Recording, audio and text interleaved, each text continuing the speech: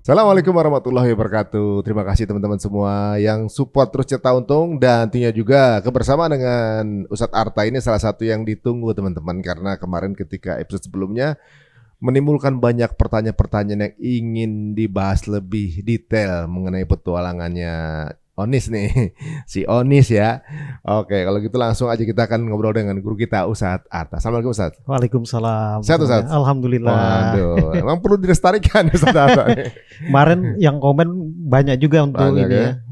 Arti apresiasi yang kemarin ya. Jadi banyak yang kepo juga sebenarnya nih. Banyak yang kepo. Karena yang ditampilkan sama Ustadz ini adalah ya bukan dari hasil ngarang ya, karena memang ada sumber-sumber yang kemudian dicantumkan. Nah, kita akan mulai dari mana nih, Ustadz? Ya, kemarin kan banyak yang bertanya ya tentang lanjutan dokumen fakta-faktanya tentang gerakan Freemasonry itu. Nah, ini yang kemarin belum sempat kita ungkap. Nah, ini dokumennya. Di antaranya yang bisa dilihat di situ. Kemarin kan kita sempat bicara tentang Sumpah Pemuda. Ya. Nah, ini Kongres Pemuda Indonesia tahun 1926. Ya, sebelum nanti ada Kongres yang 1928 melahirkan Sumpah Pemuda itu. 1926 itu diadakannya itu, coba dibaca yang di bold merah. Coba digedein. Di bold merah itu tertulis di situ diselenggarakan di depan Gedung Setan. Nah, ini Gedung Setan ini dulu istilah untuk loji Freemasonry atau tempat berkumpulnya organisasi atau anggota-anggota Freemasonry untuk mengadakan acara-acara. Dan ini buktinya gitu loh. Jadi kalau ada yang kemarin bertanya, mana buktinya keterlibatan Freemasonry dalam Kongres Pemuda? Nah, ini buktinya. Jadi kali lagi ini Kongres Pemuda Indonesia pertama 1926. Kalau nanti kan yang 1928 melahirkan Sumpah Pemuda ya. Kalau kita bicara seperti ini artinya kita sedang membicarakan fakta nih. Ya, jadi loji-loji itu kalau bahasa versi Indonesianya itu Gedung Setan. Dulu disebutnya Gedung Setan. Kenapa ya? Maksud dengan sengaja menyebutnya ada Gedung Setan gitu ya? Dulu kan menurut cerita orang-orang yang tinggal di sekitarnya itu katanya ada ritual-ritual yang tentu bagi mereka aneh gitu ya. Itu makanya disebut satanik gitu ya. Satanik, makanya disebut sebagai Gedung Setan atau Gedung Setan. Nah, itu kan jelas itu. Ini di loji Freemasonry di Batavia, di loji Bintang Timur yang kemarin sempat kita upload gambarnya di Jalan Budi Utomo ya. Dan ini memang di buku judulnya tuh kalau nggak salah buku judulnya 40 tahun Sumpah Pemuda. Itu dijelaskan tuh memang ada keterlibatan ya baik Freemasonry ataupun Teosofi. Foto ini dari situ. Kita ambil foto ini, makanya di situ disebut diadakan di Gedung Setan. Di antara tokohnya itu namanya Tabrani. Tabrani ini aktivis Teosofi dan Freemasonry, dan dia anggota atau penerima beasiswa dari Teosofi. Nama lembaganya tuh Dinaran Van Indi. Itu yang memberikan beasiswa kepada tokoh-tokoh Indonesia yang beasiswa itu dari kelompok Teosofi. Oh, ya ini M Tabrani nih ya? Iya, M Tabrani. Oh gitu ya, beberapa tokoh-tokoh ada di sini nih. Dan ini persoalan ini dulu sudah menjadi perbincangan di kalangan aktivis pemuda ketika itu soal Freemasonry dan Teosofi, atau mereka nyebutnya dulu kan Freemasonry ya. Nah, itu menjadi perbincangan. Jadi kalau misalnya ada yang mempertanyakan mana faktanya, ya ini diantaranya gitu, buktinya ini. Waduh, jadi ternyata bukan. Jadi perbincangan kita ini udah pernah dibincangkan dulu gitu teman-teman semuanya ya. Dan mudah-mudahan sekarang makin kita lebih aware gitu. Jadi ini semi susupi dikit ya berarti ya. Ada Sarbini, ada W.R. Supratman di sini. Iya. Jadi memang kalau yang saya baca memang ya terlibat sebagai penyelenggara dan funding ya atau pendanaan. Tapi paham nggak mereka ini kalau ada tunggangan? Ya paham, karena kan Teosofi ketika itu bukan organisasi yang sembunyi kan, artinya organisasi yang memang terang-terangan. Dan rata-rata memang kalau kemarin kita bahas tentang doktrin-doktrin mereka, jadi kan kemarin kita bahas tuh Freemasonry dan Teosofi, dua gerakan atau dua organisasi yang mempengaruhi elit modern Indonesia. Makanya saya tulis buku ini, Freemason dan Teosofi, persentuhannya dengan elit modern di Indonesia. Weh, ini buku tahun berapa nih, Son? Ini tahun 2019. Freemason dan Teosofi di Indonesia. Dari nama Teosofi apa gabungan teologi dan Sofi? Ya, memang Teosofi itu kalau secara istilahnya ya dari Theos artinya kan Tuhan gitu ya. Sofi kan kebijaksanaan Tuhan. Tetapi yang dimaksud dalam gerakan Teosofi itu nanti kita bisa tahu tuh apa saja doktrin-doktrinnya, terutama tentang kemanusiaan kan yang kemarin kita bahas itu. Nah, itu yang menjadi pokok gerakan mereka itu adalah humanisme itu yang humanity above all, kemanusiaan di atas kemanusiaan di atas segala-galanya gitu ya. Iya, benar. Nah, ini yang saya pikir ketika kita bicara tentang ini maka kita berbicara tentang sejarah dan berbicara juga tentang apa sih gerakan mereka. Kita kemarin sempat bahas bahwa Freemasonry itu lebih banyak ke gerakan politiknya, Teosofi ini ke gerakan pemikiran atau gerakan keagamaannya atau gerakan kebatinannya. Nanti paham pluralisme itu mereka tuh yang mempropagandakan juga unity of religion ya, penyatuan agama-agama atau unity of God, penyatuan Tuhan gitu ya. Sehingga mereka mengatakan Tuhan kita dengan Tuhan agama yang lain cuman beda nama saja. Kita menyebutnya Allah, orang Yahudi menyebutnya Yahweh gitu ya. Ya cuman beda nama saja. Pada esensinya katanya sama. Itu. Jadi kayak semacam nih moderasi beragama gitu ya sekarang ya. Jadi Tuhan sama, nyebutnya aja beda gitu. Kalau nggak ada lagunya tuh. Tuhan tuh satu, kitanya aja nggak sama. Ada lagunya tuh.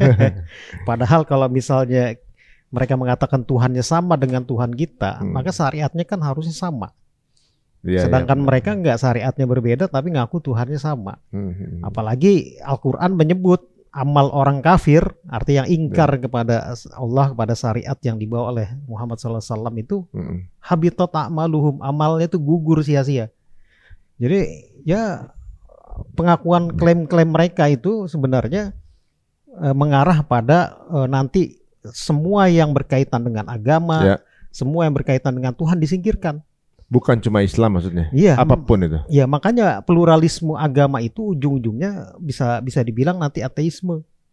Dia tidak minimal agnostik, ya tidak yakin dengan keyakinan agamanya atau tidak percaya dengan agama. Tidak percaya dengan konsep agama gitu lah ya. Konsep agama. Nah ini yang berbahaya kan. Jadi kalau kita bicara tentang fakta-fakta ini bukan hanya sekedar dokumen sejarahnya saja, tetapi memang ada propagandanya.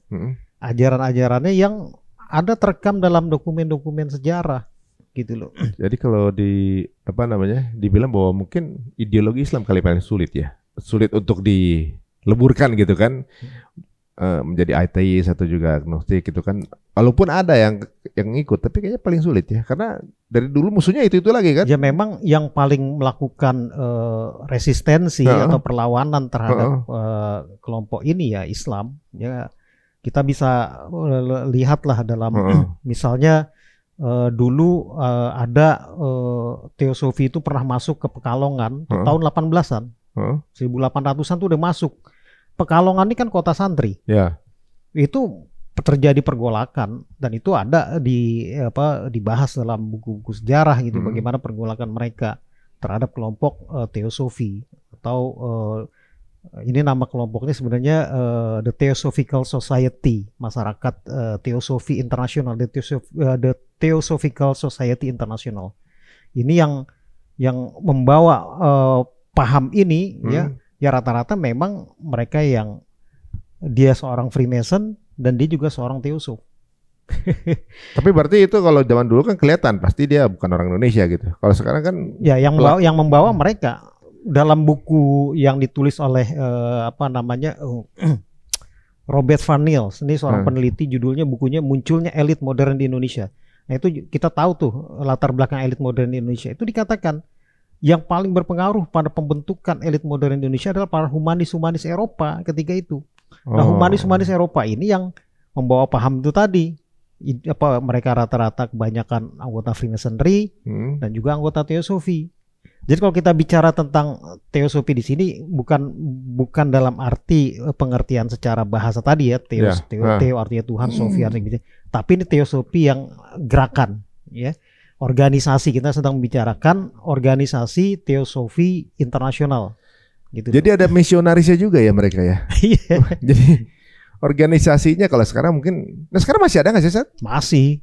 Dan masih melakukan kegiatan walaupun. Jadi masih.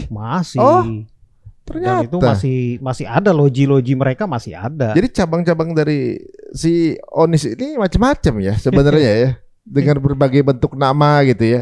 Iya. Mencoba masuk dari sisi sini gitu ya. Makanya kalau dalam studi Islam ini kan studi pemikiran Islam atau Islamic Studies itu, ini kelompok-kelompok seperti ini masuk dalam kategori harokah hadamah, gerakan perusak, ya, gerakan perusak akidah. Nah, ini nggak bisa dianggap remeh. Ya dulu tokoh-tokoh kita menolak gerakan ini. Kalau sekarang tiba-tiba misalnya mereka seperti mendapatkan angin misalnya, atau tidak ada kritik dari kita umat Islam, ya mereka pasti akan terus berkembang gitu loh. Yang paling sederhananya itu tadilah paham pluralisme mereka kampanyekan, pluralisme agama. Iya kan, ketika satu ideologi yang masuk itu ketika mungkin bertabrakan dengan Islam, biasanya mereka Islamkan ideologinya kan. Liberal masuk nggak ketemu, jadi Islamnya Islam liberal gitu. Ini versi Islamnya ya, begini. Dan hampir semua istilah-istilah itu bukan dari umat Islam loh. Kayak misalnya istilah Islam liberal itu kan dari mereka. Islam inklusif, Islam emansipatoris, Islam macam-macam lah. Islam progresif bukan dari kita. Bahkan Islam liberal kan pengakuan mereka. Mereka mengakui sendiri kami ini Islam liberal. Bukan kita yang nuduh mereka Islam liberal. Bukan kita yang nuduh mereka Islam pluralis. Tapi pengakuan istilah-istilah ini dari mereka untuk menjelekkan Islam, untuk melakukan pembusukan terhadap Islam. Kita nggak pernah menyebut kami ini Islam pluralis, kami Islam progresif, kami Islam emansipatoris, nggak pernah. Itu dari mereka semua. Tapi memang upaya untuk memberikan label atau mengklaster atau ya memfolder-folderkan itu kan memang upaya-upaya untuk memisahkan dari persatuan kan gitu. Walaupun nggak begitu misalnya. Sekarang Islam juga ya tergantung masa pengajian ya kan.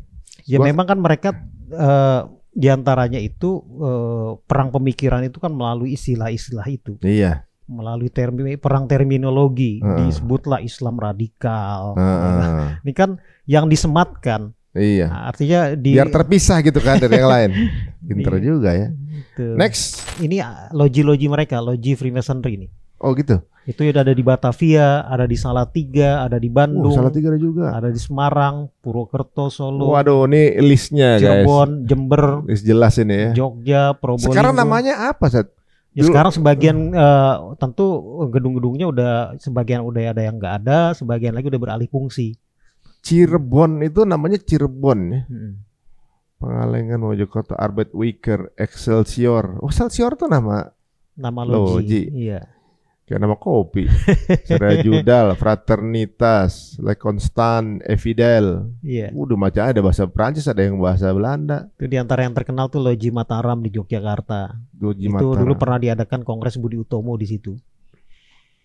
Oh, jadi Budi Utomo itu bagian dari movement itu? Ya bisa dibilang, kalau saya menyebutnya terpengaruh oleh gerakan Freemasonry.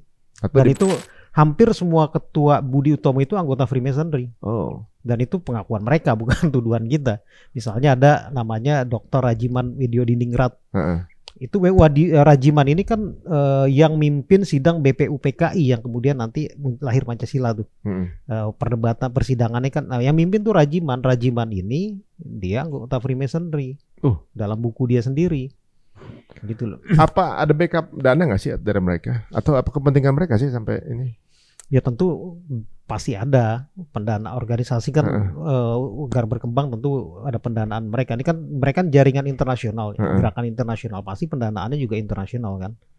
Dan punya peran nggak sih untuk dalam perpolitikan gitu? Maksudnya memberikan pengaruh nggak sih kepada pemangku kebijakan? Sangat berpengaruh dong. Makanya saya sebut persentuhannya dengan elit modern di Indonesia. Makanya bisa coba Mas Ari bayangkan gitu ya. Kita ini kan mayoritas Muslim. Ya.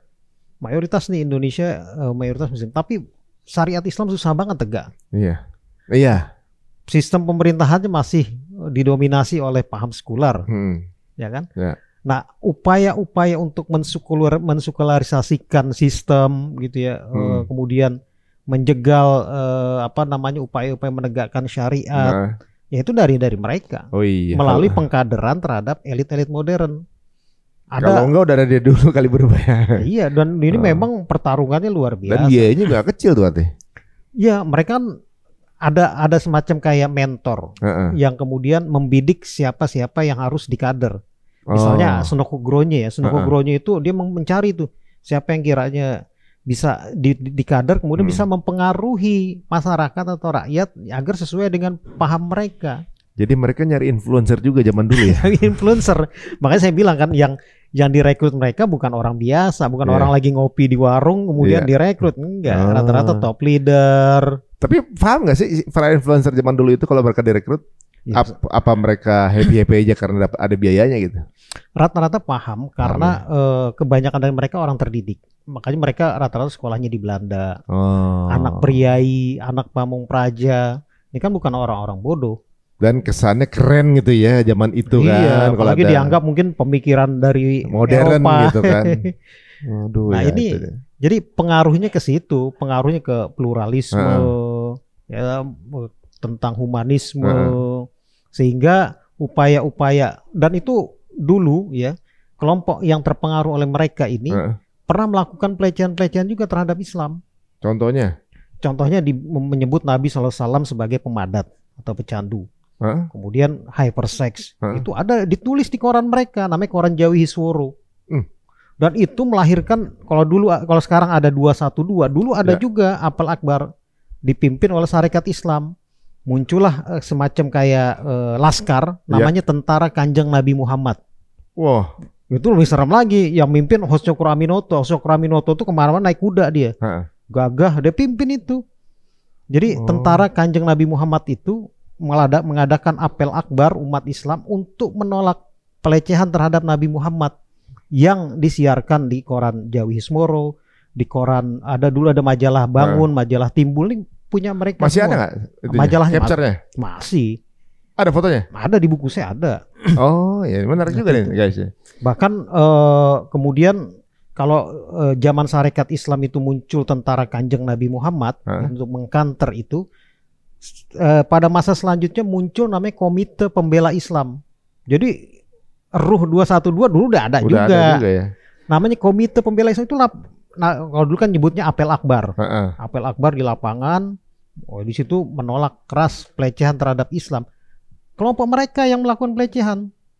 Yang mancing mereka juga gitu ya. Mereka tuh secara terbuka lewat media massa mereka. Misalnya mereka mengatakan ke Bovendigul lebih baik daripada pergi ke Mekah. Itu ada. Oh, mirip-mirip ya memang ya. Aduh. Dan uniknya nih apa namanya Hoshokuro Aminoto ini kan partai Sarekat Islam gitu ya, iya. Ini Sarekat Islam ya. Sarekat Islam kan, Sarekat Islam. Beliau ini pesantrennya itu, pesantren waktu kecilnya beliau ini yang sekarang itu jadi pendopo rumahnya Pak Anies Baswedan. Karena pesantrennya udah ambruk dibawa, ternyata pesantrennya beliau dulunya. Pesantren Tegal Sari namanya. Tegal Sari ya. Udah gitu kalau nggak salah Sarekat Islam itu partai Islam pertama yang menjaga akidah lurus di zaman itu ya. Ya, memang lahirnya Sarekat Islam itu diantaranya untuk membentengi upaya-upaya perusakan terhadap Islam dan memajukan rakyat Indonesia secara nasional. Jadi organisasi yang coraknya nasional itu dulu malah justru organisasi Islam. Sedangkan kayak Budi Utomo tuh masih coraknya kedaerahan. Dulu ada Yong Java, Yong Sumatera, Yong Ambon, Yong Batak, yang betul ini kedaerahan semua. Muncullah namanya Yong Islamitenbon, organisasi perhimpunan pemuda Islam yang coraknya nasional. Jadi entah mau Jawa mau jadi Ambon gitu, nggak ada sekat ya. Nggak ada sekat. Jadi mereka berjuang untuk kepentingan nasional, bukan kepentingan suku. Termasuk Sarekat Islam. Berarti emang setiap waktu ada orangnya, setiap orang ada waktunya, itu benar ya guys. Jadi maksudnya ada yang berjuang di zamannya selalu ada gitu. Ya kan katanya sejarah berulang ya. Cuma berulang aja gitu ya. Dengan cara mereka ya begitu dulu. Gitu untuk menjaga akidah tetap di situ ya mereka bikin. Dan memang sunatullahnya itu setiap fase itu ada tokohnya, ada pejuangnya. Dan itu Nabi kan mengatakan gitu. Akan selalu ada orang yang tegak berdiri untuk membela kebenaran. Zohirina alal haq kata Nabi. Yang tegak berdiri pasti ada. Biasanya kayak gitu banyak yang benci juga tuh, Sat. Iya banyak. Waktu itu juga banyak yang benci dong. Iya. Ya kan ini banyak banget ya organisasi. Bukan hanya dibenci, bahkan ditangkap. Oh, bahkan dibunuh mungkin bahkan ininya. Diasingkan. Apa namanya? Karakternya dibunuh. Iya. Oh. Dibunuh. Waduh. Ya dengan tuduhan-tuduhan macam-macam. Ya, tuduhan radikal lah. Tuduhan anti pemerintah. Banyak kesamaan ya, seperti sekarang. itu. Jadi nggak enak nih kita nih. Jadi resiko sunatullah perjuangan ya pasti begitu. Iya. Jadi ini udah repetisi ya. Sebelum nyemplung tahu dulu risikonya. Gitu. Sebelum mereka pun udah ada juga sebelumnya pasti kan. Waduh, ini hanya pengulangan aja guys. Masalahnya mau ikut apa namanya? Ya maksudnya tetap akan ada yang berada di posisi itu. Masalahnya di kita apa enggak gitu kan? Next. Nah ini orang-orang Yahudi di Nusantara rata-rata mereka ini adalah pegawai kolonial. Ya biasanya di perkebunan teh, ya, kemudian di pabrik gula. Nah, ini artinya orang-orang yang dia punya jabatan, terdidik gitu loh, bukan orang-orang biasa. Dan mereka rata-rata punya ideologi, punya paham yang tadi, kalau nggak Freemasonry, dia teosofi. Gitu loh. Sebenarnya Freemasonry sama teosofi cuma beda label aja. Beda aja, orang-orangnya sama. Kayak misalnya, kayak misalnya nih, tadi saya sebut misalnya Rajiman Weddiodiningrat, itu dia anggota teosofi juga, anggota Freemasonry juga. Loji Freemason kadang dipakai untuk kegiatan teosofi, seperti Loji Bintang Timur di Batavia. Atau misalnya ada tokoh namanya Leberton, itu dia seorang teosofi dan seorang Freemason juga. Itu plan B kayaknya ya. Jadi contohnya dengan misi visi yang sama. Variannya banyak. Cuma beda bendera. Kalau ada satu yang kenapa masih ada gerbong lain gitu kan. Jadi ada plan B aja gini. Tapi punya jadi misi makanya yang sama. Di buku saya tulis Freemasonry, dari Freemasonry ke teosofi satu nama beda satu nama dua nama beda. Iya. Satu tujuan. Iya, artinya mereka memang sebenarnya orangnya itu aja. Oh. Jadi saya tegasin nih, kalau kita bicara tentang teosofi ini, artinya teosofi dalam makna gerakannya, organisasi ya, bukan tadi istilah tadi bukan. Yes, next. Nah ini yang kemarin saya ceritakan, ada keluarga namanya Robert Casuto di Batavia. Ini Kongres Zionis pertama di Swiss, dihadiri oleh Robert Casuto. Saya nggak tahu yang mana, tapi ini saya ambil dari dokumen keluarga Robert Casuto. Kalau nggak salah 1873 betul ya? Kongres pertama di Swiss. Ya sekitar itu ya, tahun 1876 atau apa gitu ya. 76 ya? 1876. Ini artinya kan mereka ini ada orang dari Batavia namanya keluarga Robert Casuto hadir di Kongres Zionis pertama. Datang dari sini, dari Batavia ke sana, ke Swiss. Kok namanya kayak orang Jepang ya? Robert Casuto. Casuto. Ada di antara ini. Ada di antara itu. Sebenarnya kalau ada tulisan di bawahnya itu Kongres Zionis pertama, Zionisten Kongres. Itu ada tulisan di bawahnya itu, yang terpotong. Ya, sebenarnya peran media ternyata penting juga ya guys ya. Ini kan awal-awal adanya fotografi. Kalau ada kan semuanya terdata, tercatat bahwa ini. Makanya saya ingin menegaskan di sini ya, Yahudi yang datang ke dulu namanya Hindia Belanda atau Hindia Timur, itu memang mereka bukan sekedar pebisnis, tapi mereka punya kesamaan cita-cita untuk negara mereka, untuk Zionisme itu, ya untuk berdirinya Zionisme internasional itu.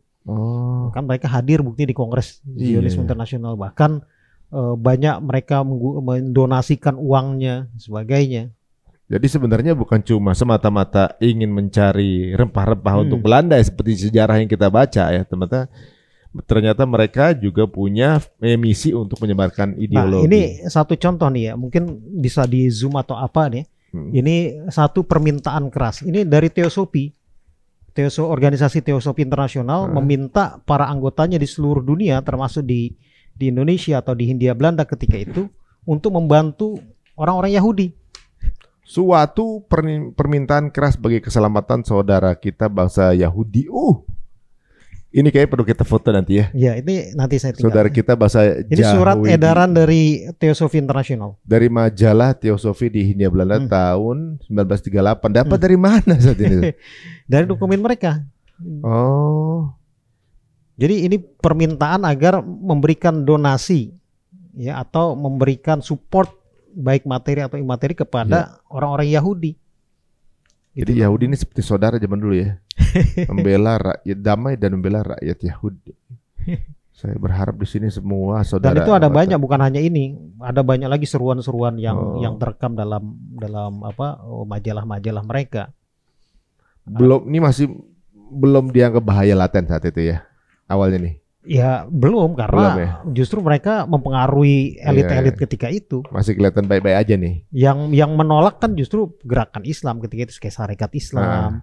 Bahkan kayak Persyarikatan Muhammadiyah, Muhammadiyah nih, organisasi Muhammadiyah sekarang, itu diantara latar belakang berdirinya itu adalah perlawanan terhadap maraknya sekolah-sekolah Freemasonry. Muhammadiyah itu? Muhammadiyah. Tahun berapa tuh ya? Kayak Ahmad Dahlan, Muhammadiyah kan 1912. 12 ya? Wah. Itu diantara berdirinya itu melawan atau untuk menandingi maraknya sekolah-sekolah yang bercorak netral agama ya, dari kelompok Freemasonry. Itu ada, bisa dibaca dalam buku judulnya Membendung Arus yang ditulis oleh Dr. Alwi Shihab, adiknya Profesor Korey Shihab. Itu disertasinya itu. Oh, jadi sebenarnya udah ada perlawanan saat itu ya. Justru jadi makanya lahirlah Muhammadiyah gitu ya. Iya. Berarti sebelum 1912 mereka udah bangun dong.